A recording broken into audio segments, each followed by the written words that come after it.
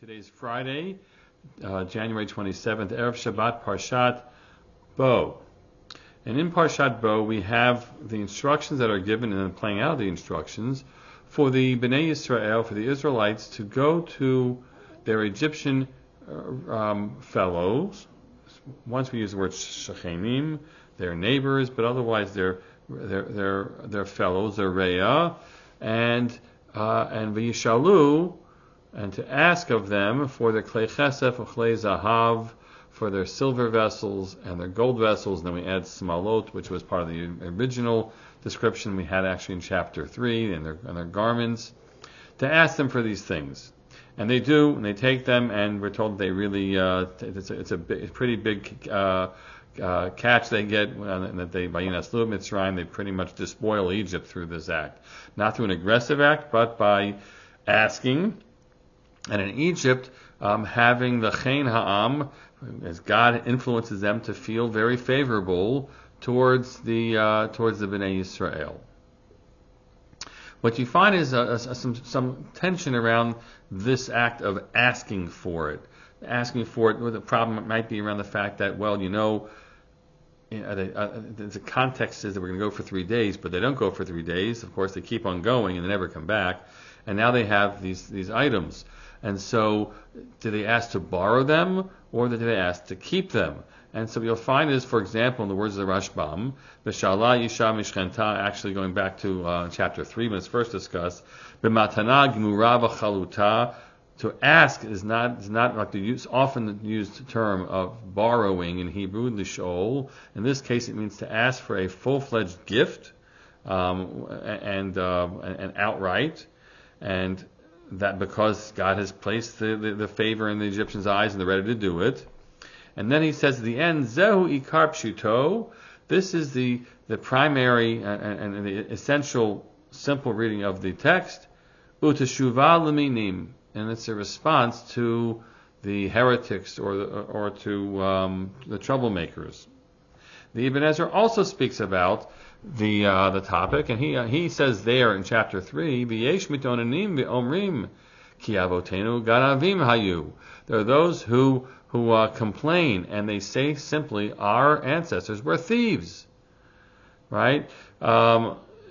So he has his answer, which is, God intended, God gives instructions, God tells you it's yours, and God owns everything, so he can change the ownership. That's not an act of theft. But they're all struggling around. Apparently, there was some moral questioning of the Israelites' right to do all this. And comes along the Rebbeinu Pachaya in a very strong and straightforward message. And he says, so this is not Genevas Das, this is not misleading them, that God should tell them to go do this when they weren't intending to give it back. So he said, this is straightforward, asking to keep. Avaliyat hadavar mutar lahem.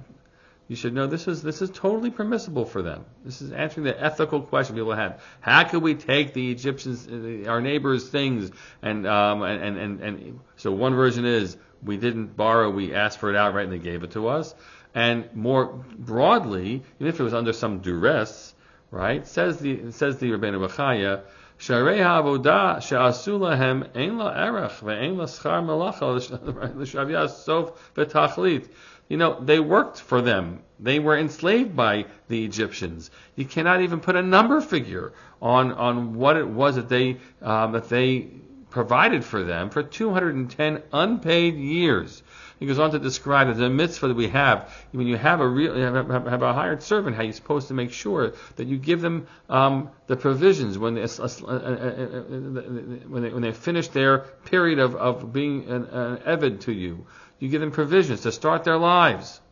And that's an obligation that you have. So all the more so here. So he said, I'm not hearing any of this, right? Don't start lecturing about the moral impropriety somehow or misleading of the other Israelites. We're talking about the people who enslaved you.